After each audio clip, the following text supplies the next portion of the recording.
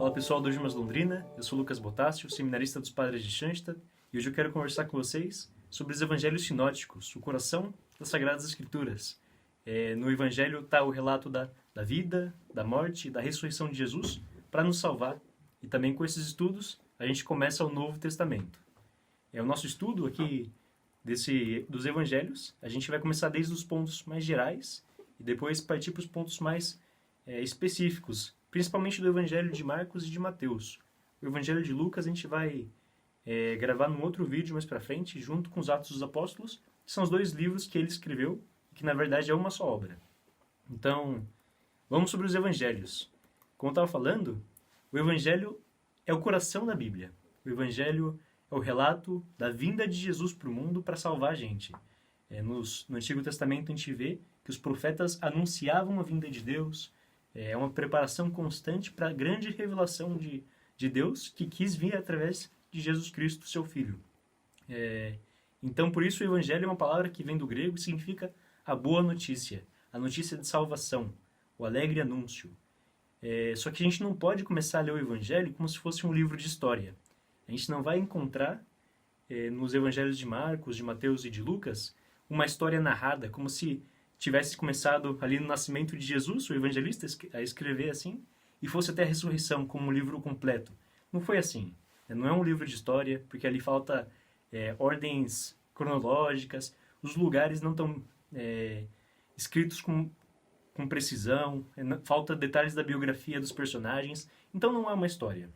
Essa é uma primeira informação que a gente tem para se aproximar dos evangelhos. Então, se não é uma história, o que é esse livro sagrado para a nossa fé? É justamente um livro que tem que ser lido desde a perspectiva da fé. As comunidades cristãs começaram a recompilar, começaram a construir esses relatos da vida de Jesus para dar origem, para explicar a origem da fé em Jesus Cristo e também para ajudar os missionários a levarem essa fé para as pessoas de outras culturas, de outros lugares, no momento da evangelização. Então, os evangelhos a gente pode entender dessas duas perspectivas, né? Por um lado, animar a comunidade cristã no seguimento de Jesus. Por outro lado, também servir como um folheto de evangelização. E os evangelhos a gente pode entender em dois grupos grandes. Primeiro, o evangelho segundo São João, que a gente também vai estudar num outro vídeo mais pra frente. E os evangelhos sinóticos, que são os evangelhos que a gente vai tratar no vídeo de hoje. Sinótico vem também do grego, né, e aquilo que se refere à sinopse, ou seja, um resumo, aquilo que a gente pode ver todas as partes de um grande quadro e comparar ao mesmo tempo. Então, isso para a gente mostra que esses três evangelhos podem ser comparados, fazem parte de um grupo. E isso também constitui o primeiro problema do nosso estudo. Se esses três evangelhos são parecidos, isso gera muitas perguntas para a gente, porque quando a gente começa, quando qualquer pessoa quer escrever uma história, se são várias pessoas que viveram a mesma história e começam a escrever essa história, cada um vai escrever muito diferente uma da outra. Mas nesse evangelho parece que são muito parecidos, tanto em estrutura como nas histórias, né? Não é o que acontece com João. Então isso é o primeiro problema que surge no estudo da comparação desses três evangelhos, que é o problema sinótico. Problema das semelhanças e diferenças desses evangelhos. Os estudiosos descobriram que a coincidência entre os três evangelhos era muito grande e começaram a fazer uns estudos através de métodos comparativos, que é contar os versículos de todos desses evangelhos e também comparar as perícopas. Perícopas são as pequenas histórias que estão no evangelho. Quando a gente começa a ler os evangelhos, a gente vê que não é uma história contínua, né? Parece que são várias histórias que foram juntadas com um objetivo de fé. Tanto que essas histórias não são de uma ordem cronológica. Uma é mais antiga que a outra, são de contextos diferentes, de comunidades diferentes, mas que estão ali por um motivo também de fé. E começaram a comparar as semelhanças das perícopas de um evangelho e de outro evangelho, desse grupo dos sinóticos, e descobriram que tinha uma relação muito grande. E aí surgiu o primeiro estudo geral dos evangelhos, que é a crítica das fontes. Descobriram que esses três evangelhos têm duas fontes em comum. A primeira é o Evangelho de Marcos. O Evangelho de Marcos é o mais antigo dos 3 evangelhos. E não só porque é o mais antigo, que é o primeiro e serviu de base para o Evangelho de Lucas e para o Evangelho de Mateus, mas também tem a estrutura original e tem as histórias originais que estão depois também repassadas para o Evangelho de Mateus e de Lucas. Essa é a história da tríplice tradição, o material que está tanto em Marcos, como em Mateus e como em Lucas. É um material comum aos 3 evangelhos. Mas também, ao mesmo tempo, tem um material que está tanto em Lucas e em Mateus, que não está em Marcos. Isso significa que é um material que não veio de Marcos. Marcos não é fonte desse material. É uma segunda fonte, que os estudiosos chamaram de fonte Q. Fonte Q porque Q é a primeira letra da palavra fonte em alemão. Eu não sei como fala, vocês podem pesquisar aí no Google, mas por isso que é fonte Q. E essa fonte foi uma compilação de histórias que a comunidade mesmo de cristãos foi juntando ao longo da história, mesmo antes da ressurreição de Jesus. Foram histórias passadas oralmente, pela fala, que marcaram a vida da comunidade. Eram frases de Jesus, alguns pequenos acontecimentos que impactaram tanto que desde antes da ressurreição a comunidade já tinha conhecimento e passava de geração em geração, até que chegou a Mateus e a Lucas, essa tradição, esses relatos da vida de Jesus, e eles usaram como base também para escrever o evangelho deles. Então, além de ter o Evangelho de Marcos como fonte, tem esse outro material que vem da tradição da comunidade da igreja. Os 3 têm a mesma estrutura, que Jesus começa com uma preparação, atividades preliminares da missão dele, e depois vem o ministério da Galileia, a viagem em Jerusalém, a paixão e a morte e a ressurreição. Essa ordem está nos 3 evangelhos. Não é a mesma coisa que João. Por isso que é um outro grupo separado, mas essa estrutura vem de Marcos e inspirou também esses 2 evangelhos. E por que é importante a gente saber qual que é a fonte dos textos? Primeiro porque a gente sabe que os textos não caíram do céu. Não foi assim que o evangelista tinha uma ideia incrível, tinha uma memória muito boa, escreveu perfeito como tinha acontecido, ou que simplesmente apareceram os textos. Não. Os textos que a gente conhece hoje tiveram fontes de inspiração. E é importante hoje a gente querer saber a fonte dos evangelhos, porque se é anterior dos evangelhos, tem uma probabilidade maior de estar mais perto de Jesus histórico. E os estudiosos sempre tiveram um interesse muito grande em descobrir esse Jesus histórico. Jesus que viveu com a gente, que caminhou com a gente, a palavra exata que ele disse. E esse estudo está em busca disso.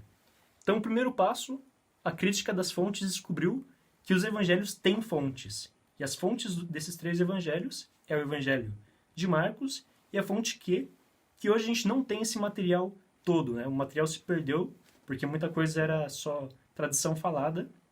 E o que a gente tem nesse material é o que está no evangelho de Lucas e de Mateus e não está no evangelho de Marcos. Bom, e além dessas fontes, da tríplice tradição, as coisas que estão comum tanto nos 3 evangelhos, como da dupla tradição, que é o que vem da fonte Q, está só em Mateus e em Lucas, os 3 evangelhos também têm material próprio, que a gente vai ver daqui para frente também, que é o material que cada evangelista escreveu de acordo com o tempo em que viveu, com a comunidade que tinha necessidades específicas e o contexto social, histórico de cada comunidade. O segundo passo no nosso estudo se chama crítica das formas ou crítica da tradição. Se por um lado a crítica das fontes ensinou para a gente que o material de Marcos, o Evangelho de Marcos e a fonte Q eram as fontes para os evangelhos que a gente tem hoje, por outro lado a gente ainda não descobriu quem que foi o Jesus histórico.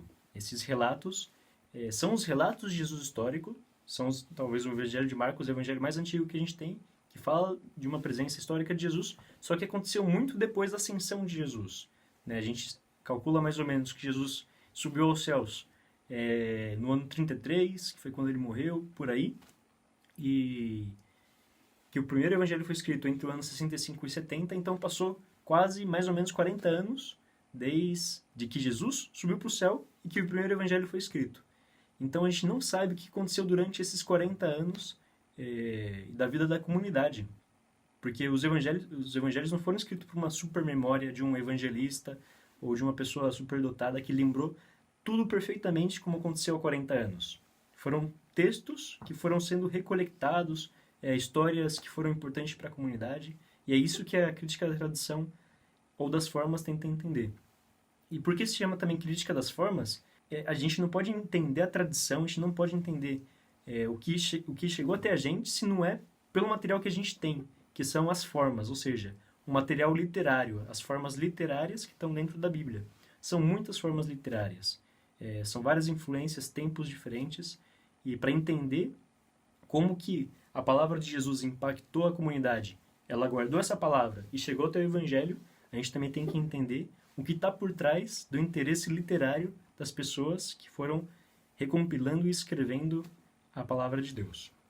Então, a primeira ideia básica que a gente tem que ter antes de começar a entrar nessa parte do estudo é que o material evangélico, ou seja, pré-evangélico, que serviu de base para os evangelhos nesse tempo da comunidade, chegou através da tradição. E o que é a tradição? Tradição a gente pode entender como uma parte de uma memória comunitária, que não é só o que eu lembrei, não é só o que tal fulano lembrou, mas é o que a comunidade lembrou. E o que é que a comunidade lembra? A comunidade lembra aquilo que é importante para a comunidade, com um princípio de funcionalidade, aquilo que serve para as necessidades da comunidade. Então a gente pode dizer que as coisas que estão no Evangelho não é tudo que Jesus disse. Jesus disse muito mais coisas, Jesus fez muitas outras coisas que não estão registradas no Evangelho. Mas para comunidades que foram recebendo a palavra e a vivência do encontro com Jesus, uma coisa foi mais importante que outra. Então elas, pela necessidade da vida, pelas coisas que iam enfrentando, uma palavra tinha mais ressonância na vida delas e elas elaboravam e guardavam com mais importância do que as outras. E por isso mesmo também foi um processo de seleção, porque justamente guardavam o que era importante para a comunidade. E por causa desses dois princípios, a gente entende por que existem as perícopas nos evangelhos, porque não é um texto contínuo, né? É porque cada uma dessas histórias vem de um contexto diferente, é um princípio de autonomia. Por exemplo, aconteceu alguma coisa Jesus fez alguma coisa. Então, o que ele fez estava situado, as palavras que ele usou tinham um contexto histórico, tinha um lugar, tinha um antes e um depois. Tudo isso faz parte da narrativa, de uma história. Só que quando a comunidade começa a lembrar desse acontecimento, ela vai começando a simplificar a história. Então, não é importante para a comunidade lembrar o lugar onde isso aconteceu. Ou não é importante para a comunidade lembrar o que aconteceu antes ou o que aconteceu depois dessa frase de Jesus. Então, a comunidade começa a lembrar com seleção. E esse texto começa a ter uma certa autonomia do momento histórico que viveu.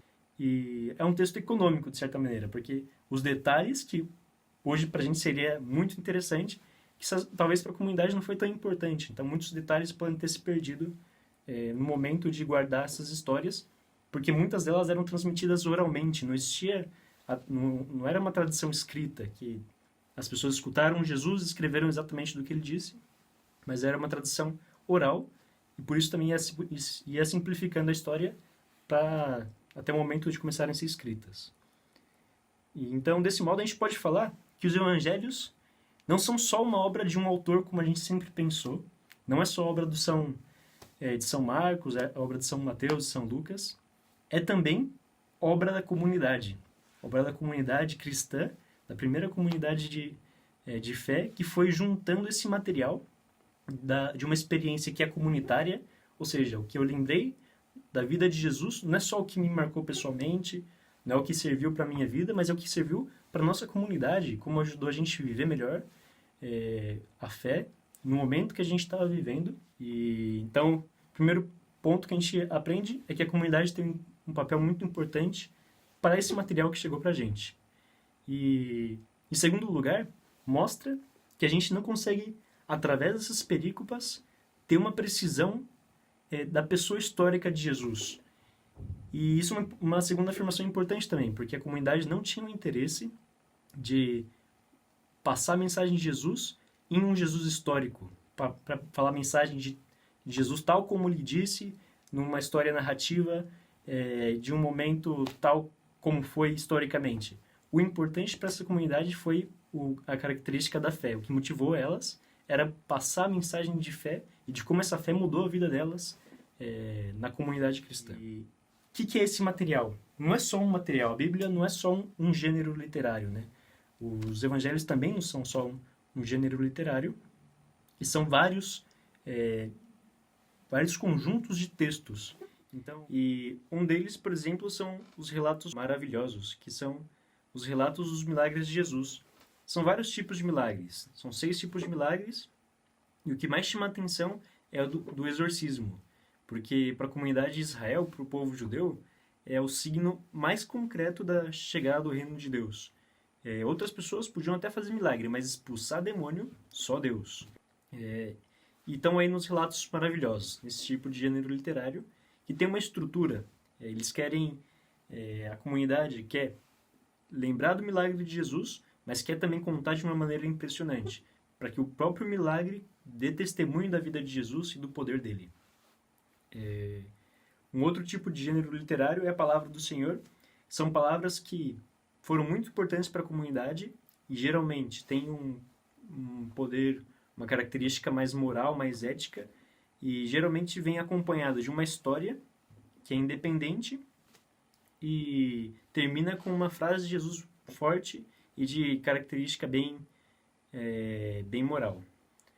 Também tem relatos históricos, também tem lendas, vários gêneros literários, e eu não quero falar de todos eles aqui, porque senão seria eterno, mas eu quero me concentrar nas parábolas, que também é um tipo de gênero literário que os estudiosos dessa crítica colocaram atenção. E é importante porque são os textos que mais se aproximam desse Jesus histórico.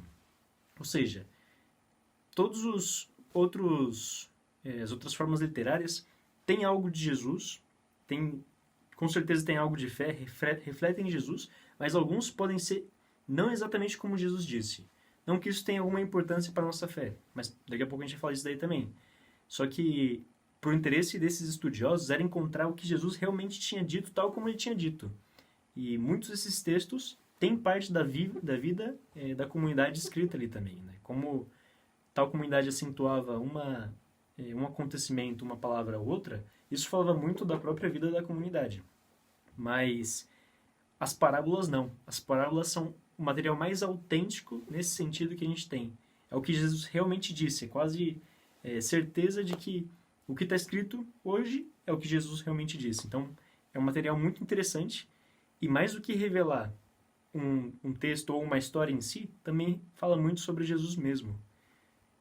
A parábola não é um argumento lógico. Né? Jesus não está usando uma explicação logicamente armada para tentar falar alguma mensagem, porque o público dele e o objetivo dele não é discutir a validez de algum ponto ou outro, ou falar de verdade de pequenas coisas outras.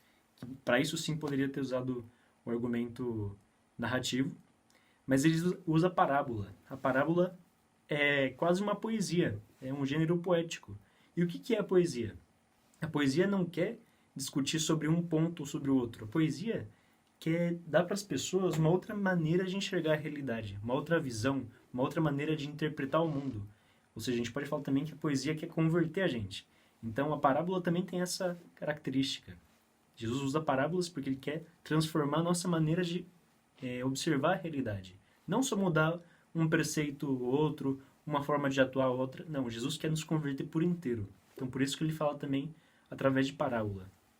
Por exemplo, a gente vê a parábola do filho pródigo, a parábola do tesouro no campo, do grão de mostarda, do fermento no pão, do bom samaritano. Essa do bom samaritano é um exemplo claro disso, né? Que coloca exemplos da sociedade, daquele contexto, como padrões de atitude que ele espera da gente, né? Que ele quer, no fundo, que a gente seja samaritano, um bom samaritano. Samaritano era um grupo étnico que os judeus rejeitavam, eram quase inimigos, mas pela atitude dele, mostra que a gente não pode ter um olhar preconceituoso, que a gente tem que saber ver o valor dessas pessoas também que são diferentes da gente, porque essas pessoas podem fazer coisas que a gente não foi capaz de fazer. E por outro lado também ser humano e poder parar frente à necessidade de algum irmão. Então por isso Jesus fala através de parábola. E por outro lado, ele dirige as parábolas às pessoas simples. Ele não está falando para os mestres da lei, ele não está falando parábolas só para os grandes ricos de Israel, mas ele está falando para o povo humilde, o povo simples, o povo que está disposto a escutar e a converter o coração para as palavras que Jesus diz.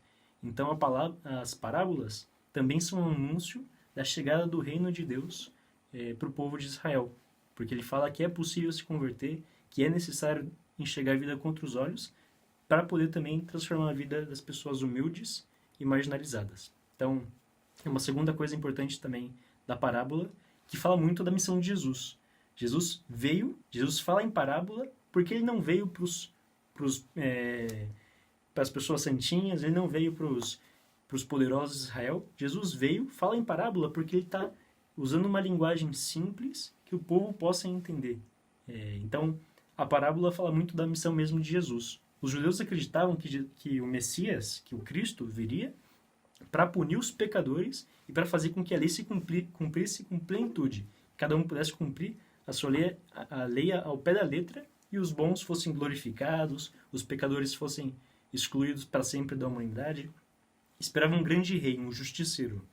E talvez esperem até hoje, não sei. Mas Jesus não veio assim.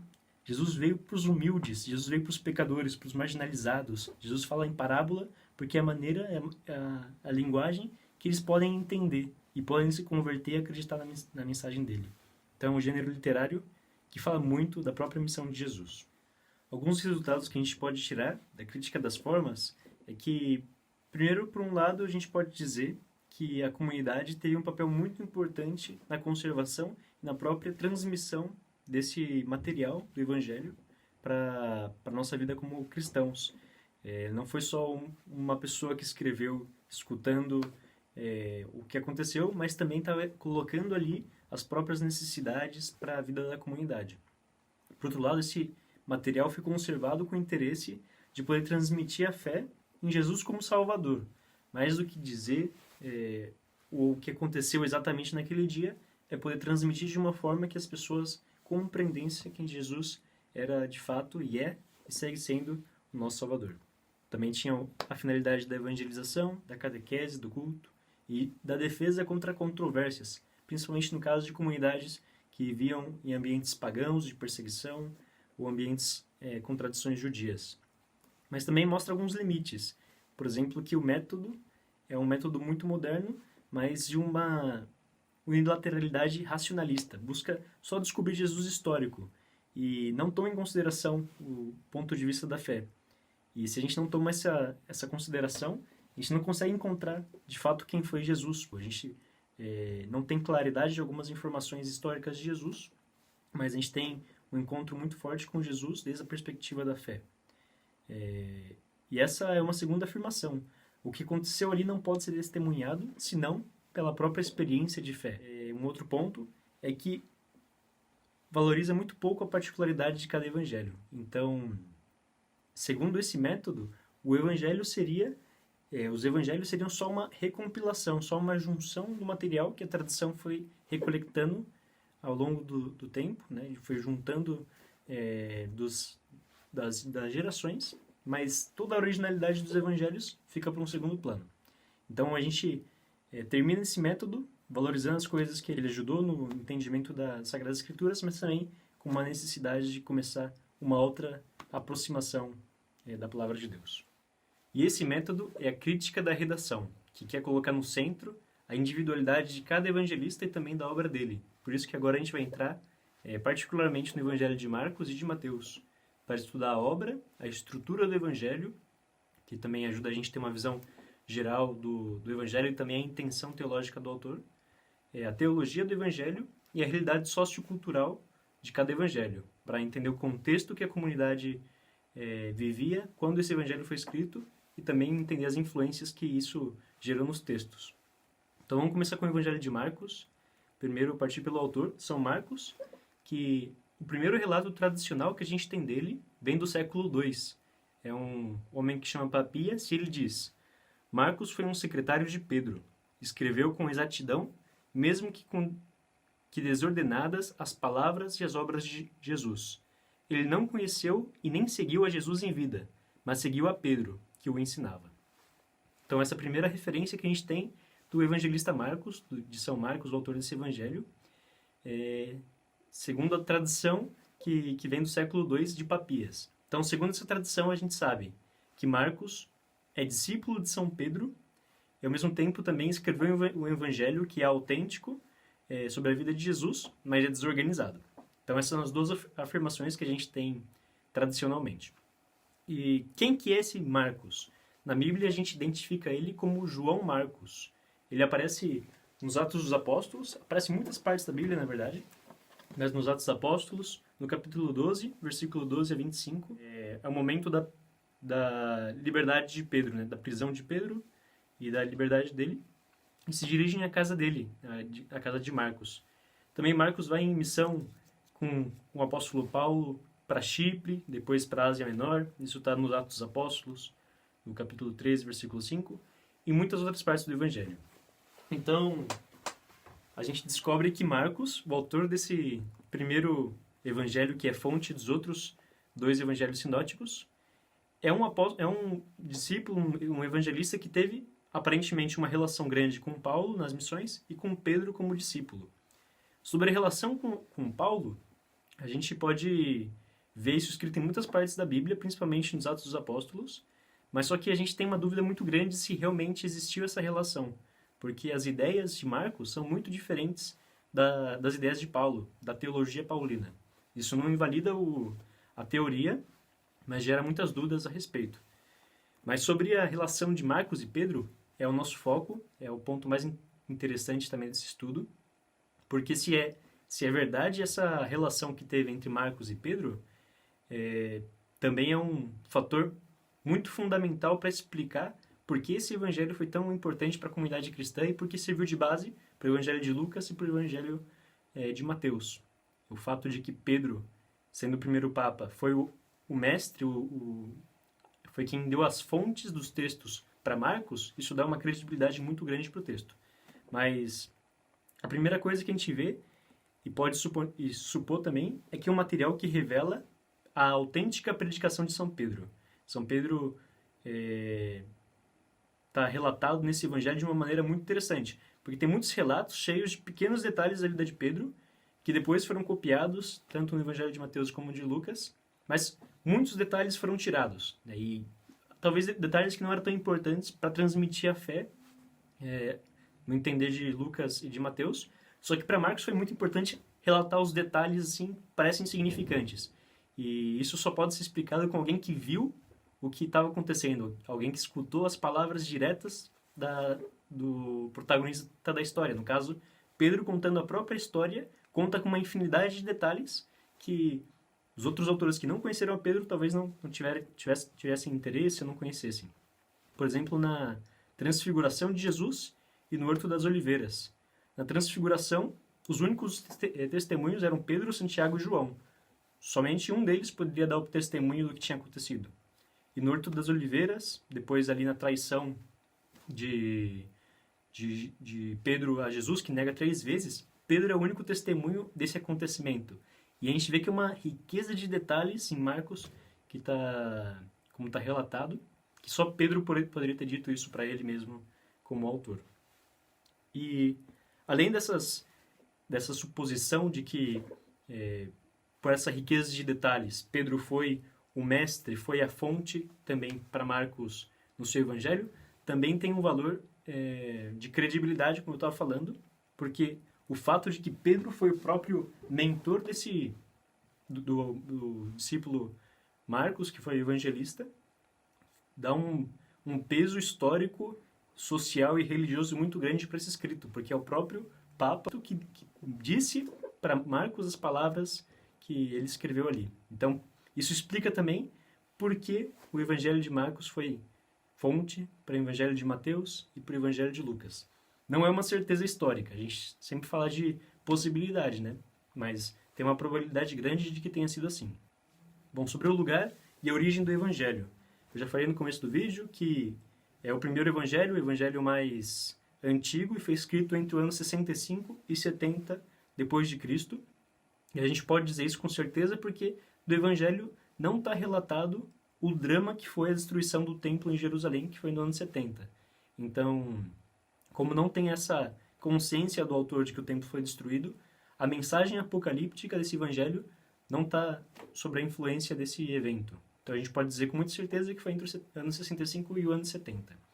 E o lugar também tem muitas teorias, mas uma das tradições mais fortes diz que pode ter sido Roma. Roma foi o lugar onde surgiu esse texto, e a gente pode também ver na primeira carta de Pedro, no capítulo 15 e 13, que indica ter sido Roma, e também pela presença de muitas expressões do latim, que foi simplesmente traduzido para o grego literalmente, com a palavra denário, a palavra centurião, a palavra tributo, a palavra censo. São palavras latinas que não foram traduzidas segundo palavras gregas ou palavras hebreias, mas foram traduzidas literalmente. Então isso fala que tem uma familiaridade muito grande com a cultura e com a língua latina.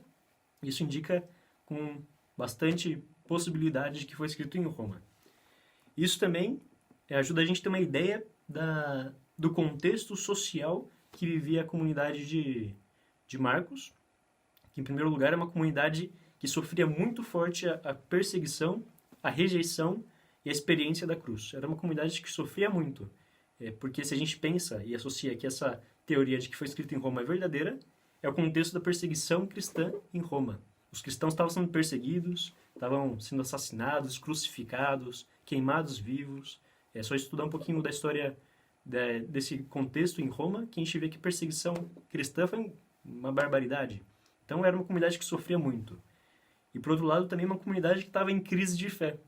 Como acreditar em Jesus, que é nosso Salvador? Como é possível seguir os passos dele se a gente sofre tanto?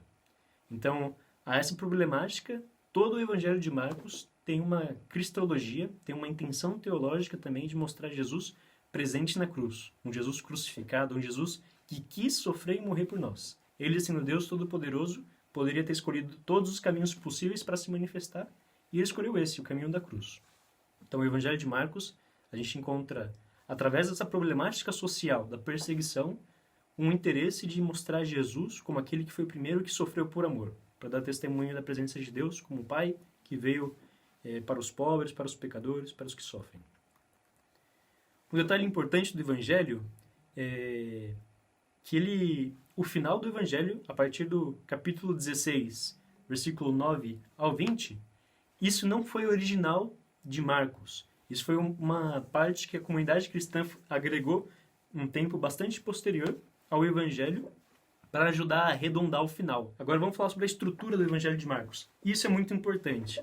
Segundo a tradição de Papias, do século II, falava que o Evangelho era muito desorganizado. Mas não é verdade. Os estudiosos, quando começaram a entender mais o Evangelho, lendo e estudando as perícopas, as estruturas e os versículos, descobriram que ele é muito estruturado. E isso é muito importante para entender a mensagem que Marcos quer dar sobre Jesus. Primeiro, que é o Evangelho que está centrado na cruz. Então, toda a experiência de fé da vida de Jesus quer levar a pessoa ao encontro com esse Jesus que quis sofrer e morrer por amor para nos salvar. Essa experiência que quer colocar no centro, que é um Jesus que não quis se ausentar das dificuldades humanas, mas que sofreu como cada um de nós. E é um evangelho que quer levar um encontro real com Jesus. Não é um relato simplesmente histórico do que aconteceu no passado, mas quer deixar um Cristo vivo e atuante hoje. Um Cristo presente e que nos ensina o caminho a seguir como comunidade. Essa é a mensagem de Marcos. O evangelho está dividido em duas partes principais. A primeira parte, a grande pergunta que guia o evangelho é quem é Jesus? Qual que é a identidade desse homem que faz coisas fascinantes, que atrai as multidões, que faz milagres, expulsa demônios? Essa pessoa que nos cativa, essa pessoa que nos dá sentido. Então, a primeira parte do evangelho é a pergunta sobre a identidade de Jesus, que está começando a se manifestar publicamente. É um tempo marcado pelo êxito, pelas multidões e com muito pouca oposição. Então, são três partes. A primeira parte é a introdução, que tem um papel teológico de mostrar Jesus se capacitando, começando a obra dele, do capítulo 1 do versículo 1 ao 13. Depois vem o ministério da Galileia, do capítulo 1, versículo 14, até o capítulo 6, versículo 6. E essa parte começa a missão mais específica de Jesus. E tem algo muito importante também nesse texto, no texto de Cafarnaum, que mostra um resumo do Evangelho de Marcos. É a partir do capítulo 1, versículo 32 ao versículo 39. Esses versículos são muito importantes, porque além de começar a mostrar a missão de Jesus, aqui o evangelista Marcos quer mostrar o coração como resumo do resumo de toda a mensagem de Jesus. Jesus foi uma pessoa que veio para curar, para salvar as multidões com as diversas curas. Veio para os pobres, para os doentes, para os pecadores. Jesus morreu e ressuscitou ao terceiro dia. Então, aqui fala, de madrugada, estando ainda escuro, ele levantou. Então, Jesus ressuscitou no terceiro dia. E foi para um lugar deserto. Foi para a mansão dos mortos. E ali orava. Simão e os seus companheiros o procuravam ansiosos. Então, estavam nessa expectativa depois da morte de Jesus, mas não o encontravam. E quando o encontraram, disseram, onde você estava? Nós o procurávamos. Então, Jesus ensina a mensagem dele, explica da missão dele. E no final, os envia em missão. Então, essa é uma síntese de todo o Evangelho, né? Não tem muitos detalhes, mas aí a gente pode... O evangelista quis, nesse relato também, colocar o coração, a coisa mais importante daquilo que vai acontecer na missão de Jesus. Bom, depois vem o mistério fora da Galileia, que divide o evangelho em duas partes. E qual que é a perícopa, qual que é o acontecimento que divide essas duas partes do evangelho?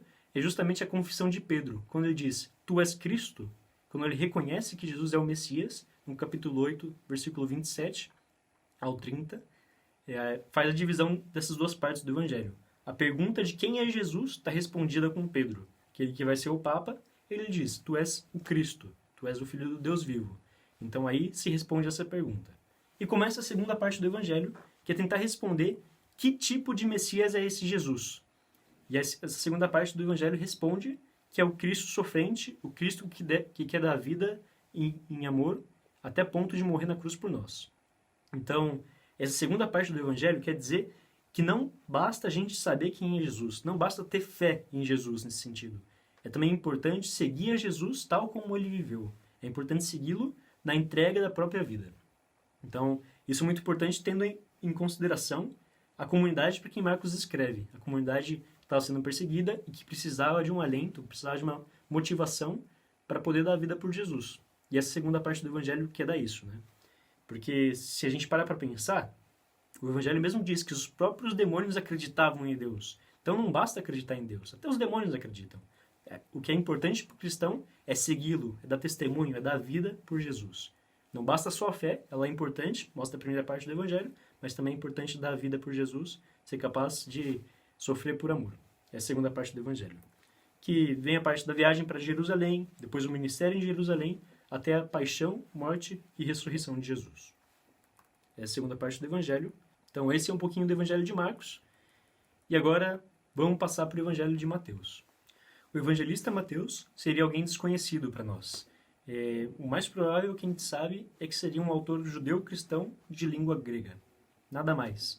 A tradição, segundo o mesmo autor Papias, do século II, diz que Mateus seria o apóstolo Mateus, o publicano que Jesus chamou para seguir ele, em Mateus 9, versículo 9, e chama como Mateus, não como Levi. Mas a obra que está no Evangelho de Mateus não foi escrito originalmente em arameu, como o apóstolo falava, mas foi escrito em grego.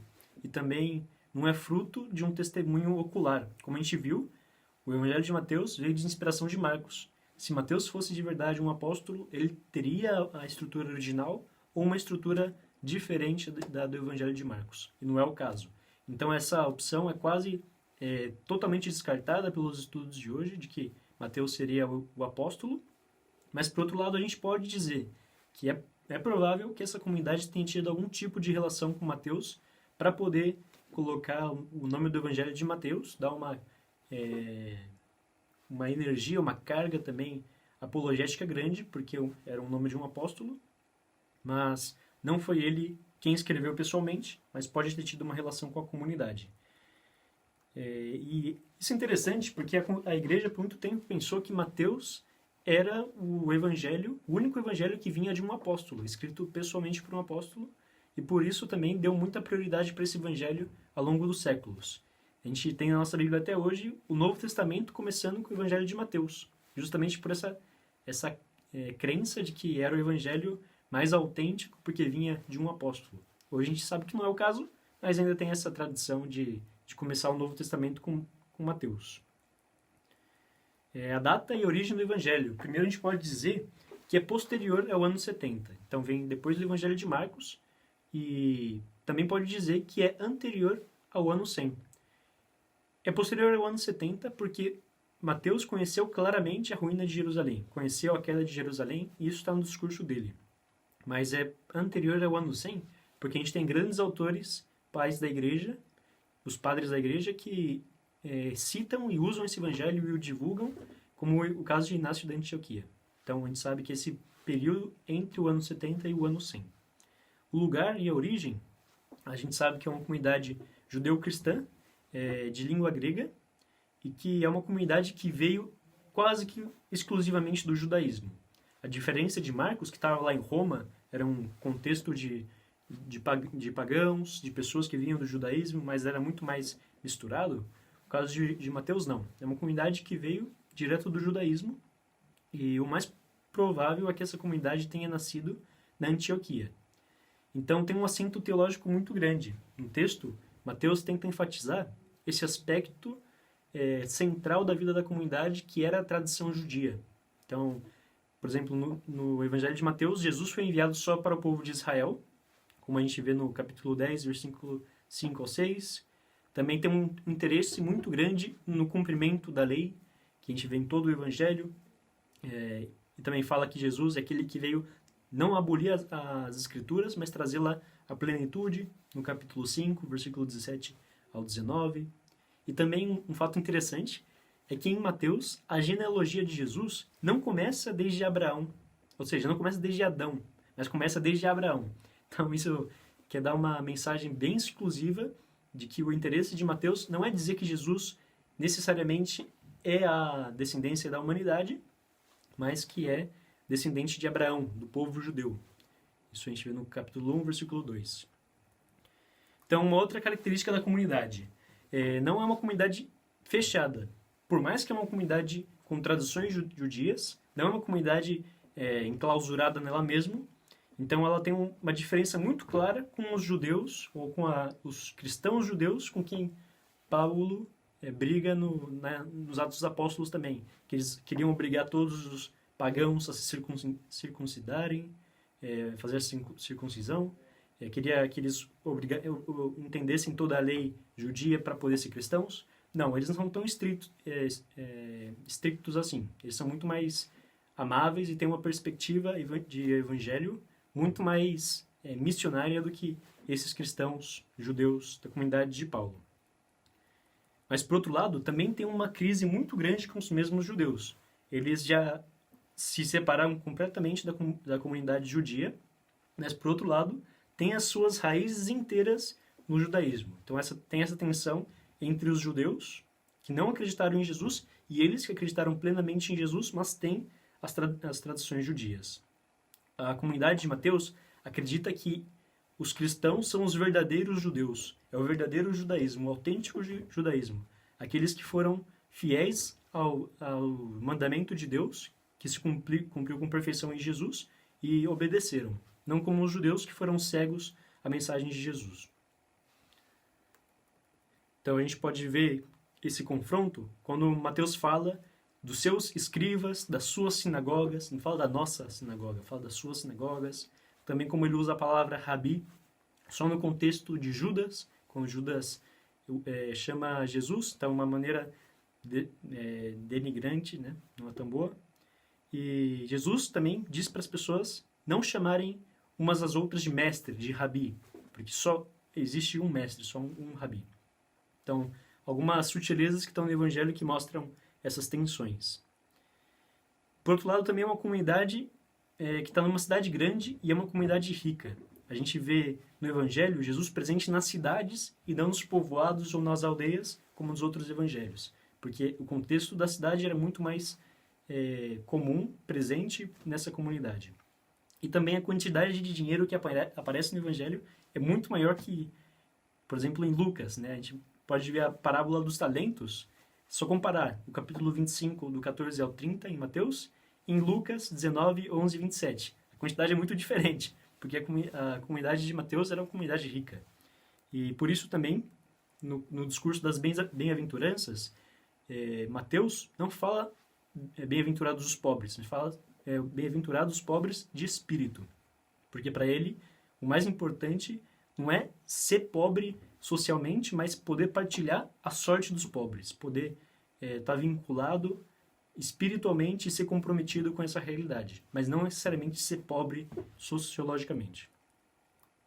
A estrutura de Mateus, eu não vou tocar tanto esse tema, porque a estrutura vem basicamente de Marcos e tem toda essa importância que já citei do Evangelho de Marcos. Essa quase a mesma estrutura, salvo algumas partes que Mateus incorporou desde a fonte Q e também que ele escreveu desde a experiência da comunidade judia. Esses detalhes que eu já expliquei. Mas tem um detalhe importante que por muito tempo pensaram que era em relação à estrutura, só que não é diretamente relacionado à estrutura, que o Evangelho tem 5 grandes discursos. São 5 partes divididas em 5 grandes discursos de Jesus que terminam com uma forte carga ética. Por exemplo, a primeira parte seria no capítulo 7, do versículo 28. Aconteceu que ao terminar Jesus essas palavras, as multidões ficaram extasiadas com seu ensinamento, porque as ensinava com autoridade e não como os seus escribas. Então, todas essas 5 partes têm essa semelhança. Aconteceu que, ao terminar Jesus essas palavras, e aí vem uma lição ética e moral.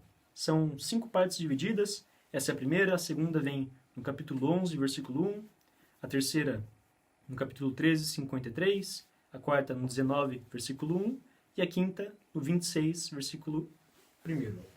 Então essas são as supostas 5 divisões que acreditavam ser uma estrutura, a parte, mas não é.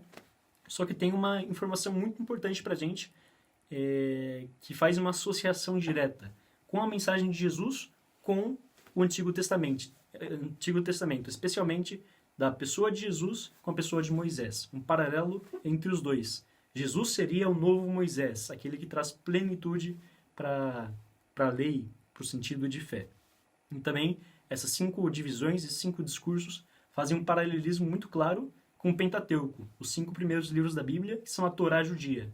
Então, muitos estudiosos falam que Mateus tinha uma pretensão de que o evangelho dele, o evangelho de Jesus segundo Mateus, fosse um segundo Pentateuco, uma segunda Torá, ou seja, a verdadeira palavra de Deus, que é trazida à plenitude em Jesus.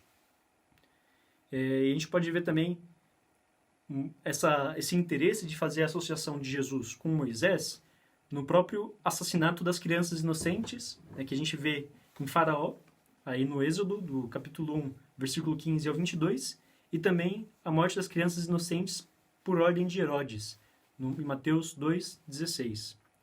A gente vê também o paralelismo quando Moisés recebe a mensagem de Deus para voltar ao seu povo desde do deserto, no Êxodo 4, versículo 19, e também no sonho de José para retornar desde o Egito, no capítulo 2, versículo 20. Também, por exemplo, na profecia em Oséias, de que do Egito chamei o meu filho, Oséias 11, versículo 1, também pode ser aplicado a Moisés como a Jesus, em Mateus, no capítulo 2, versículo 15. Essas são algumas associações, alguns paralelismos que comprovam essa teoria de que, para Mateus, era muito importante fazer uma tradição desde o Antigo Testamento para o Novo, porque isso era muito importante para a sua comunidade que vinha do contexto judeu. Sobre o tema da teologia do Evangelho, como eu já falei, o tema do cumprimento das Escrituras em Jesus é um tema transversal de todo o Evangelho, e isso está claro especialmente nas profecias que Mateus tenta evidenciar, fala que em Jesus se cumpriram, que eram as profecias que diziam e faziam referência diretas ao Messias, que o Messias tinha que cumprir isso para ser o verdadeiro Cristo. E aqui, principalmente nos relatos da infância de Jesus, Mateus tenta deixar claro o cumprimento das profecias. Por exemplo, o nascimento virginal de Jesus. É uma profecia de Isaías, do capítulo 7, versículo 14. O lugar onde deveria nascer Jesus. É uma profecia de Miqueias, do capítulo 5, versículo 1 ao 3. O choro das mães pelo assassinato das crianças inocentes. É uma profecia de Jeremias, do capítulo 13, versículo 15. E também a fuga para o Egito e o regresso para Nazaré. São 3 profecias, uma está em Oséias, capítulo 11, versículo 1, outra está nos Juízes, capítulo 13, versículo 5 ao 7, e outra está em Isaías, capítulo 11, versículo 1. São várias profecias que é bem interessante a gente ver Mateus resgatando e mostrando para o povo judeu, olha, aqui em Jesus, as profecias que a gente esperava para a vinda do Cristo se cumpriram. Jesus é o Salvador. Isso é muito importante como tema teológico do Evangelho. Então, Jesus não vem romper com o antigo, mas vem trazer plenitude à lei, à palavra de Deus. Por outro lado, outro interesse teológico muito grande de Mateus é o interesse ético, uma forte carga ética. Seguir a Jesus não é simplesmente acreditar nele, mas é levar o seu mandamento à execução, é viver na vida aquilo que ele ensinou. E a gente vê em várias partes do Evangelho. Não todo aquele que diga Senhor, Senhor. A gente pode ver também a casa construída sobre a rocha e não sobre a areia. Capítulo 7, do 21 ao 27. Aquele que ama seu pai e a sua mãe não é digno de mim. Capítulo 10, versículo 37 a 42. E vários ensinamentos morais que está presente no texto. E a gente pode pensar que pode ser um texto duro, né? Um texto que exige demais e pode parecer impossível seguir Jesus se esse acento ético é tão forte. Só que também Mateus tem uma característica interessante, que ao mesmo tempo que mostra que Jesus é uma pessoa, é um Deus que nos pede um compromisso sério, uma responsabilidade de seguir ele ao pé da letra, segundo acreditavam os judeus, e isso significa amar em plenitude. Por outro lado, também é o único evangelista que trata de deixar um relato da vida de Jesus bem explícito na sua comunidade, que é aquela da minha carga é leve e meu jugo é suave, do capítulo 11, do versículo 28 ao 30. Então, ao mesmo tempo que Mateus tenta enfatizar o lado ético e moral de seguir a Jesus, fala que esse seguimento é leve, é suave, porque é cumprir a vontade de Deus.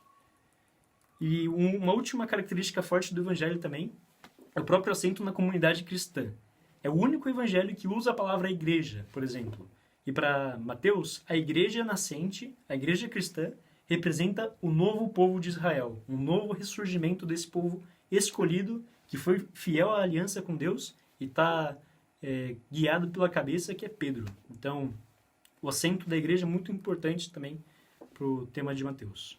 Bom, esses foram os estudos particulares dos evangelhos através da crítica da redação, que mostrou para a gente também a particularidade dos evangelhos, as comunidades, a importância da teologia, da estrutura de cada um deles. Então agora, depois de ter visto a crítica das fontes, a crítica da tradição ou das formas e a crítica da redação, a gente está preparado para ir para a última crítica, que é bem curtinha, e também não quero me alongar mais, que é a crítica da recepção. Essa crítica tem um pressuposto básico de que cada texto que a gente recebe também é atualizado pela vida da comunidade. Como a gente viu na própria tradição, a palavra de Deus sofreu as influências e as correntes de vida de todos os momentos históricos, contextos socioculturais, das comunidades que receberam a palavra de Deus. Então, esse método busca, através da análise da palavra de Deus na história, através da análise de sermões, do direito, das homilias, da arte, tenta entender como cada momento histórico, como cada comunidade, cada povo recebeu e interpretou a palavra de Deus. Então, tem um pressuposto básico de que, sozinha, se a palavra de Deus está fechada ou está ali de decoração na nossa casa, ela nunca vai ser viva de verdade. Para que a palavra seja viva, a gente também tem que dar vida à palavra de Deus. Isso que busca entender a crítica da redação. Como cada povo, como cada cultura e cada momento da história interpretou e recebeu essa palavra. E também dá alguns critérios muito básicos que eu acho que também é importante falar aqui de como que deveria ser uma interpretação correta das Escrituras. Hoje a gente tem na igreja um magistério que se preocupa de assegurar de que a interpretação da palavra de Deus seja inspirada pelo Espírito Santo e comprovar para toda a igreja, mas também a gente pode fazer uma interpretação da palavra de Deus quando a gente reza, quando a gente busca uma guia para a nossa vida. E quais são os princípios que a gente tem que levar em consideração para saber, basicamente, se é boa a nossa interpretação ou não? Segundo Santo Agostinho, tem 2 princípios, que são os 2 maiores mandamentos de Deus: o amor a Deus e o amor ao próximo. Se a nossa interpretação não está de acordo com esses 2 mandamentos básicos da nossa fé, é muito provável que a nossa interpretação esteja incorreta, como também essa crítica tenta mostrar para a gente que ao longo da história, muitas vezes a Bíblia foi interpretada de uma maneira equivocada. Por exemplo, houve momentos que tentaram justificar a escravidão com palavras bíblicas, justificar o machismo com a Bíblia, e isso é uma interpretação incorreta, né? Então, se a gente quer saber se a nossa interpretação está sob a luz de Deus também, a gente tem que ter esses 2 princípios da lei de Deus sobre a nossa mente, que é amar o próximo como a si mesmo e a Deus sobre todas as coisas. A frase de Santo Agostinho, para que vocês vejam, também um pouco parafraseada, né, porque eu traduzi espontaneamente, quem imagina ter compreendido a Sagrada Escritura, mas não pode construir o edifício da dupla caridade e do amor a Deus e ao próximo, na verdade, não entendeu nada.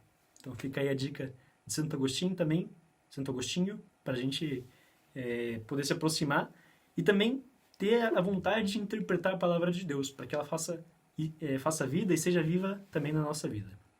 E, bom, é um método muito bonito. Eu podia seguir falando também da importância e também do presente que é poder ser parte da vida da palavra de Deus, interpretando as Escrituras. É um presente imenso da nossa fé. É Deus dizendo que a gente tem que fazer exercício da razão, que Ele nos criou para poder pensar com a nossa própria cabeça, que é importante a nossa própria interpretação da palavra de Deus. Nossa, então a gente podia falar muita coisa disso, só que eu queria já ir terminando por aqui.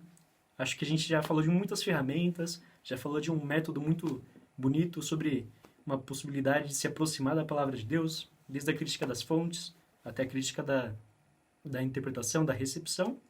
E eu espero que vocês possam ter tido uma vontade maior de poder ler a Bíblia, ler o Novo Testamento, ler os Evangelhos, agora com uma visão um pouquinho mais ampliada do contexto que foi escrito, quantas pessoas já estudaram a palavra de Deus antes da gente e da riqueza que tem a palavra de Deus na nossa vida. Então, eu espero que isso tenha ajudado vocês. Convido que vocês possam rezar, meditar, interpretar a palavra de Deus sob a luz do Espírito Santo também na vida de vocês e que possam ter tido algumas ferramentas novas para crescer no conhecimento e no amor à palavra de Deus. Fique com Deus. Muito obrigado pela paciência e também por se dedicar aos estudos. E espero que estejam bem. Fiquem com Deus. Um abraço desde o Colégio Maior e boa sorte nos estudos.